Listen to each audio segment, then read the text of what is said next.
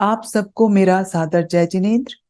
नमो अरिहंताणम, नमो सिद्धाणम, नमो आर्याणम, नमो उवज्झायाणम, नमो लोये सव्य साहूणम। अहिंसा, सत्य, अचौर्य तथा ब्रह्मचर्य महाव्रतों का लक्षण। षट्काए जीवन हनन्तै, सब विधि दरब हिंसा टरी, रागादि भाव निवारतै, हिंसा न भावित अवतरी। जिनके नलेषु मृषा न जल, मृडहु बिना दियो गही, अठ दश सहस विधिशील दर, चिद अहम में नित रमी रही। 6 काय के जीवों का घात करना, द्रव्य हिंसा और राग द्वेष काम क्रोध मान इत्यादि भावों की उत्पत्ति भाव हिंसा कहलाती है। मुनिराज इन दोनों प्रकार की हिंसाओं को नहीं करते, इसलिए उनको अहिंसा महाव्रत होता है। स्थूल अथवा सूक्ष्म दोनों प्रकार का झूठ भी मुनिराज कभी नहीं बोलते, इसलिए उनके सत्य महाव्रत होता है। अन्य वस्तुओं का तो पूछना ही क्या। जिस मिट्टी और जल को सर्वसाधारण जीव बिना किसी रोक टोक के प्रयोग में लेते हैं, मुनि उनको भी किसी के द्वारा दिए बिना ग्रहण नहीं करते, इसलिए उनके अचौर्य महाव्रत होता है। शील के 18,000 भेदों का सदैव पालन करते मुनि चैतन्य रूपी आत्म स्वरूप में लीन रहते हैं, इसलिए उनके ब्रह्मचर्य महाव्रत होता है। पृथ्वी कायिक, जल कायिक, अग्नि कायिक, वायु कायिक और वनस्पति कायिक, ये 5 स्थावर और त्रस्काय, ये षट्काय जीव कहलाते हैं। इस प्रकार मन वचन काय कृत कारित अनुमोदना रूप नव कोटि से हिंसा आदि 5 पापों का सर्वथा त्याग करना महाव्रत है। परिग्रह त्याग महाव्रत, इरिया और भाषा समिति स्वरूप। अंतर चतुर्देश भेद बाहर, संग दश दाते टलई, परमाद तजी चौकर महिलकी, समति इरिया तई चलई। जग सुहित कर सब अहित हर, श्रुति सुखद सब संचय हरई, ब्रह्म रोग हर जिनके वचन, मुख चंद्र तई अमृत झरई। मुनिराज 14 प्रकार के अंतरंग एवं 10 प्रकार के बहिरंग परिग्रहों से सदा दूर रहते हैं, इसलिए उनके परिग्रह त्याग महाव्रत होता है। सूर्योदय होने के बाद दिन में एकाग्रचित से 4 हाथ आगे की भूमि देखकर जीव जंतुओं की हिंसा से बचते हुए मुनिराज मार्ग में चलते हैं, अतः उनके इरिया समिति होती है। ऐषणा, आदान, निक्षेपण और प्रतिष्ठापना समिति। 46 दोष बिना सुकुल, श्रावक तने घर अशन को, ले तप बढ़ावन हेतु नहीं तन, पोषते तजी रसन को। शुचि ज्ञान संजम उपकरण, लकी वही गही लकी वही धरई, निर्जंतु थान विलोक तन, मलमूत्र सलेशम परिहरई।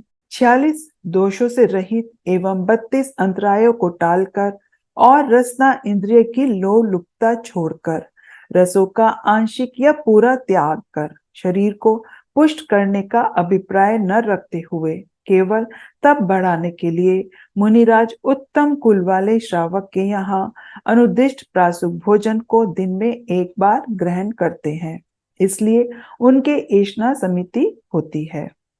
शुद्धि पवित्रता के साधन कमंडलू, ज्ञान के साधन शास्त्र एवं संयम के साधन पिच्छिका को जीवों की विराधना बचाने के लिए मुनिराज देखभाल कर रखते हैं और उठाते हैं, इसलिए उनके आदान निक्षेपण समिति होती है।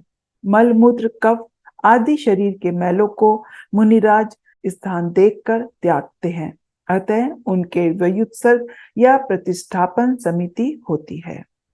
तीन गुप्तियां और पचेंद्रिय विजय। सम्यक प्रकार निरोध मन वच, काये आत्म ध्यावते। तीन सुतिर मुद्रा देखी मृग गण, उपल खाज खुजावते। रस रूप गंध तथा फरस अरु, शब्द शुभ असुहावने। तिन में न राग विरोध पंचेंद्रिय, जयन पद पावने। मुनिराज, जब भली प्रकार से मन वचन और काय की क्रिया को रोककर अपनी आत्मा का ध्यान करते हैं, तब उनकी शांत एवं अचल आकृति को देखकर उसे पत्थर समझकर उससे हिरण या अन्य चौपाए अपनी खुजली मिटाने लगते हैं। इसलिए उनकी तीनों गुप्तियां मनोगुप्ति, वचन गुप्ति और काय गुप्ति होती है। वे अपने लिए पांचों इंद्रियों के 27 विषयों, 5 रस, 5 वर्ण, 2 गंध, 8 स्पर्श, 7 शब्द में न तो प्रिय होने पर राग करते हैं और न ही अप्रिय होने पर द्वेष करते हैं। इसलिए पंचेंद्रियों को वश में करने से वे जितेंद्रिय कहलाते हैं। 6 आवश्यक और 7 शेष गुण। समता समारई थुति उचारई, वंदना जिन देव को। नित करई श्रुति रति धरई, प्रतिक्रम तजई तन अहमेव को। जिनके न न्योहान न दंत दोवन, लेश अंबर आवरण। भूमहि पिछली रयनि में कछु, शयन एकासन करन। दिगंबर जैन मुनि सदा सामायिक करते हैं, स्तुति करते हैं, श्री जिनेन्द्र भगवान की वंदना करते हैं, स्वाध्याय मन योग से करते हैं, प्रतिक्रमण करते हैं, देह से ममत्व त्याग करके कायोत्सर्ग करते हैं। इसलिए उनके 6 आवश्यक होते हैं। शरीर का श्रृंगार त्याग के कारण वे मुनिराज स्नान नहीं करते, दातुन नहीं करते, रंच मात्र भी कपड़ा शरीर ढाकने में काम नहीं लेते। रात के अंतिम भाग में जमीन पर एक ही करवट लेकर थोड़ी सी नींद लेते हैं। जो किसी के वश में नहीं होते उन्हें अवश कहते हैं, अर्थात मानसिक पीड़ा, शारीरिक पीड़ा आदि से ग्रस्त हो जाने पर भी उनके एवं इंद्रियों के वशीभूत न होकर जो दिन और रात्रि के आवश्यक कार्य साधु को करने ही चाहिए, उन्हीं कार्यों को आवश्यक कहते हैं। शेष 7 गुण एवं समता। एक बार दिन में लई आहार, खड़े अलप निज पान में। कच लोच करत ना डरत परिशह, सो लगे निज ध्यान में। अरि मित्र महल मसान कंचन, कांच निंदन तुति करन। अर्धावतारन असी प्रहारन, में सदा समता धरन। मुनि दिन में एक बार ही अपने हाथ में लेकर खड़े खड़े थोड़ा सा आहार लेते हैं। वे अपरिग्रही अपने केशों का अपने हाथों से लोच करते हैं। वे परिचय से नहीं डरते हैं और अपनी आत्मा में लीन रहते हैं। इस प्रकार ये 28 मूल गुण साधु पालते हैं। 5 महाव्रत, 5 समिति, 5 इंद्रिय, 6 आवश्यक, 21 मूल गुण, फिर 1 न नहाना, 2 दांत न धोना, 3 जमीन पर सोना, 4 नग्न रहना, 5 एक बार भोजन करना, 6 खड़े खड़े कर पात्र में आहार लेना, 7 अपने बालों का लोच करना, यानी कि टोटल 28 मूल गुण हैं। आत्मा के अतिरिक्त अन्य समस्त भौतिक पदार्थों से उदासीन रहने के कारण उनके लिए समस्त ऐश्वर्य तुच्छ है। साधु के लिए शत्रु और मित्र, महल और शमशान, कंचन और कांच, निंदा और स्तुति, पूजन करना या तलवार से मारना, ये सब समान है। अर्थात मुनि हर एक अवस्था में शांत चित्त रहा करते हैं। वे राग द्वेष से ऊपर उठ जाते हैं, अर्थात वे समभाव धारण कर लेते हैं और आने वाली समस्त आपत्तियों और कष्टों को साम्य परिणामों से सहन कर लेते हैं। मुनियों का तप, धर्म, विहार एवं स्वरूपाचारण, चारित्र। तप तपई द्वादश धरई वृष दश, रतन त्रय से वही सदा।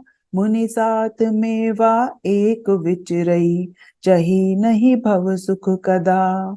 यो है सकल संयम चरित, सुनिए स्वरूपाचरण अब। जिस होत प्रगटई आपनी निधि, मिटई पर की प्रवृत्ति सब। मुनि 12 प्रकार के तप तपते हैं, 10 प्रकार के धर्म को धारण करते हैं, सम्यक दर्शन, सम्यक ज्ञान और सम्यक चारित्र रूपी 3 गुण रत्नों की रक्षा करते हैं। मुनियों के साथ यह एकाकी विचरण करते हैं और सांसारिक सुखों की इच्छा भी नहीं करते। इस प्रकार मुनि के सकल चारित्र का वर्णन हुआ। अब स्वरूपचारण या निश्चय चारित्र को कहते हैं, जिसके उदय से अपनी आत्मा की ज्ञान आदि संपत्ति प्रकट होती है और पर पदार्थों की ओर झुकाव सब प्रकार से मिटता है। स्वरूपचारण चारित्र का वर्णन। जिन परम पैनी सुबुद्धि छैनी, डारी अंतर भेदिया। वरुणादि अनुरागादि तई, निज भाव को न्यारा किया। निज माही निज के हेतु निज कर, आपको आपै गहयऊ। गुण गुणी ज्ञाता ज्ञान गे, मंझार कछु भेद न रहियऊ। जिस प्रकार कोई व्यक्ति तीक्ष्ण श्रेणी से पाषाण को भेद देता है, ठीक उसी प्रकार जब वीतरागी मुनिराज अपने अंतरंग में वेद विज्ञान रूपी छेनी को डालकर सम्यक ज्ञान प्राप्त कर लेते हैं और उससे आत्मा के स्वरूप को रूप, रस, गंध और स्पर्श रूप द्रव्य कर्म से तथा राग द्वेष आदि रूप भाव कर्म से अलग कर अपनी आत्मा में आत्मा के लिए, आत्मा के द्वारा आत्मा को अपने आप जान लेते हैं, तब उनके लिए गुण, गुणी, ज्ञाता और ज्ञेय इनमें कुछ भी अंतर नहीं रह जाता। इस प्रकार अभेदपने का अलौकिक साम्राज्य उपस्थित हो जाता है और यही स्वरूपाचरण चारित्र है। स्वरूपाचरण चारित्र का वर्णन। जहां ध्यान ध्याता देखो, न विकल्प वच भेद न जहां। चिद भाव कर्म चिदेश करता, चैतना क्रिया तहां। तीनों अभिन्न अखिन्न शुद्ध, उपयोग की निश्चल दशा। प्रगटे जहां दृग ज्ञान वृत्त ये, तीन धा एवै लसा।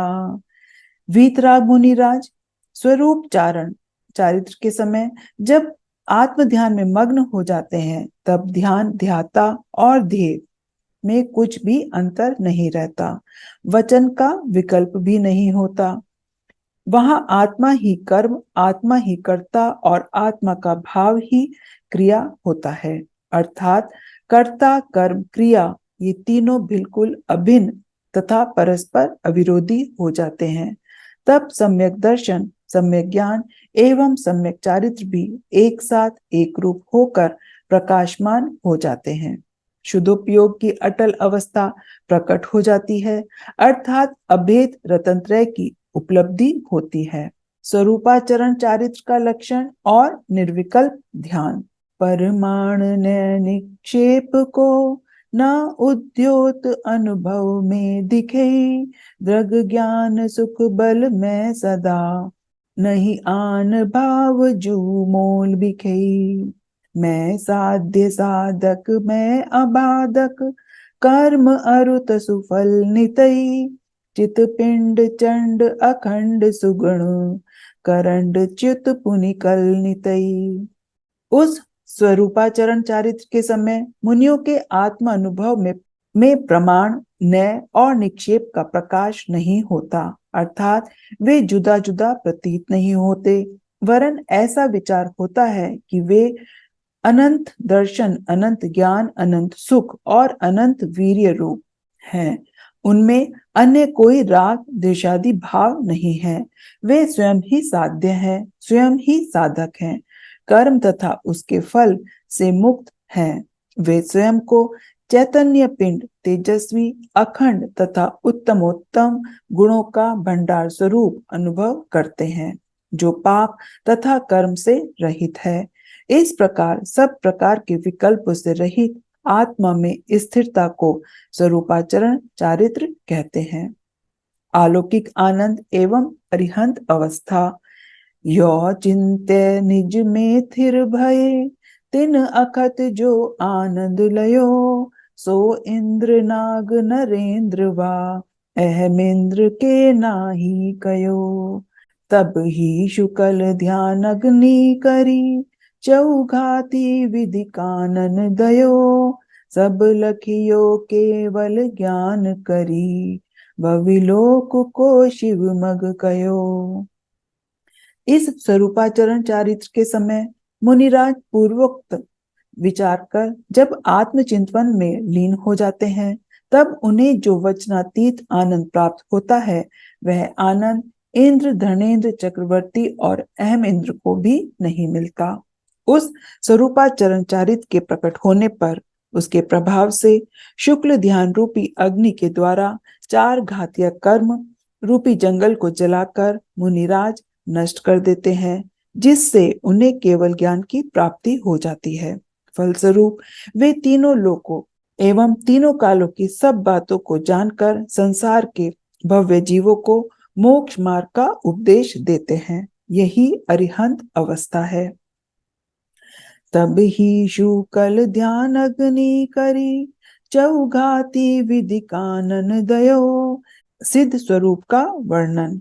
पुनि घाती शेष अघाति विधि, छिन माही अष्टम भूवसई, वसु कर्म बिन से सुगुण वसु, सम्यक्त्व आदिक सब लसई। संसार खार अपार पारावार, तरी तिर ही गए, अविकार अकल अरूप शुचि, चिद्रूप अविनाशी बहे। अरिहंत अवस्था या केवल ज्ञान के उदय के पश्चात वे भव्य जीव शेष चार अघातीय कर्मों की प्रकृतियों का नाश कर क्षण मात्र में अष्टम को पा लेते हैं। आठों कर्मों का नाश हो जाने पर उनमें सम्यक्त्व आदि 8 गुण प्रकट हो जाते हैं।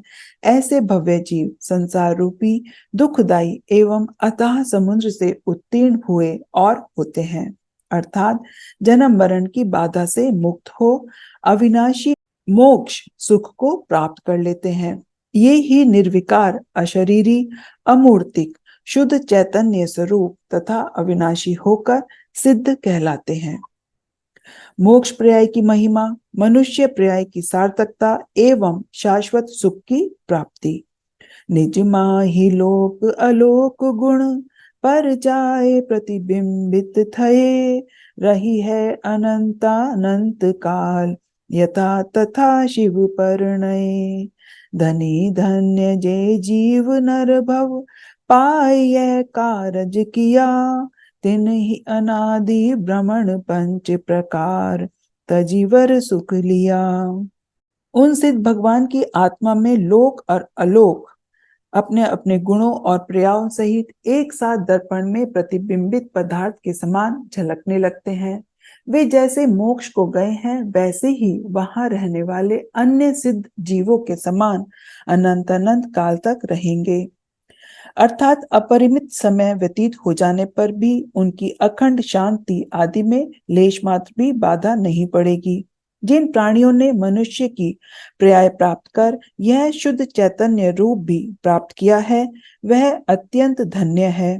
उन्होंने ही अनादिकाल से चले आ रहे पंच परावर्तन रूप संसार के परिभ्रमण को त्याग कर उत्तम सुख पाया है। रत्नत्रय का फल एवं शीघ्र आत्महित की शिक्षा। मुख्योपचार दुभेद यो, बड़ भागी रतन तय धरई, अरुधर गई ते शिव लही, तिन सुयश जल जगमल हरई। इमि जानी आलस हानि साहस, ठानी यह सिक आदरो, जब लो न रोग जरा गही, तब लो झटती निज हित करो। सम्यक दर्शन ज्ञान चारित्र के जो 2 वेद व्यवहार और निश्चय कहे गए हैं, उनको जो भाग्यशाली जीव धारण करते हैं और धारण करेंगे, तो वे मोक्ष प्राप्त करते हैं और करेंगे। तथा उनका सुयश रूपी जल संसार के कर्म रूपी मैल को हरता है और हरेगा। ऐसा जानकर आलस्य को त्यागो और हिम्मत बांधकर यह उपदेश ग्रहण करो कि कब तक रोग या बुढ़ापा इस शरीर को नहीं जगड़ता है, उसके पहले ही हम जल्दी से जल्दी आत्महित करने में लग जाएं। अंतिम उपदेश, यह राग आग दही सदा, ताते समा अमृत से ये, चिर बजे विषय कषाय अब तो, त्याग निज पद बेये। कहा रचियो पर पद में न तेरो, पद यही क्यों सुख सहे, अब दौल हो सुखी स्वपद रुचि, दाव मत चूको यही। यह मोह रूपी अग्नि अनादिकाल से इस संसारी जीव को निरंतर जला रही है, इसलिए उसे समता रूपी अमृत पीना चाहिए, जिससे मोक्ष का विनाश हो। विषय कषायों का यह जीव अनंत काल से सेवन कर रहा है, अतः उनका त्याग कर मोक्ष प्राप्त करने का उद्योग करना चाहिए। प्राणी पराई वस्तु में क्यों अनुरक्त है, जबकि यह उसका वास्तविक स्वरूप नहीं है, एवं फल स्वरूप चिरकाल से दुख सहता है। प्राणी का वास्तविक स्वरूप तो अनंत दर्शन ज्ञान चारित्र रूप है, उसी में उसे होना चाहिए, तभी सच्चा सुख प्राप्त होगा। अतः इस ग्रंथ के रचयिता कवि दौलत राम स्वयं अपनी आत्मा को संबोधित करते हैं कि हे दौलत, तुझे अपने आत्म स्वरूप को पहचानना होगा।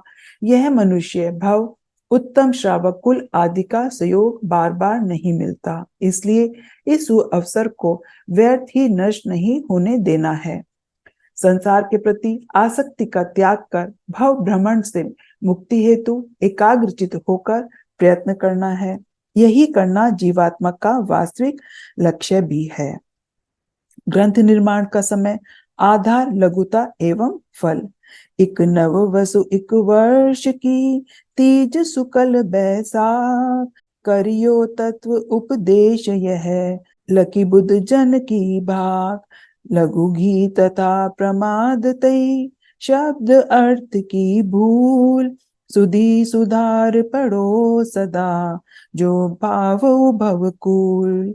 पंडित दौलत राम जी ने अपने पूर्ववर्ती पंडित बुद्धजन जी कृत जय ढाला के आधार पर यह तत्वोपदेश विक्रम संवत 1891 की मिति वैशाख शुक्ल तृतीया को पूर्ण किया।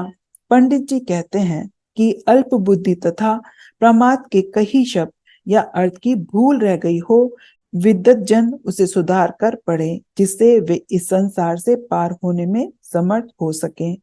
जिस प्रकार तीक्ष्ण शस्त्रों के प्रहार को रोकने वाली ढाल होती है, उसी प्रकार जीव को अहितकारी शत्रु मिथ्यात्व रागादि आश्रवों को तथा अज्ञान अधिकार को रोकने के लिए ढाल के समान इसमें 6 प्रकरण हैं, जो 6 प्रकार के छंदों में लिखे गए हैं। इसलिए इस ग्रंथ का नाम 6 डाला रखा गया है। आप सभी को मेरा सादर जय जिनेंद्र।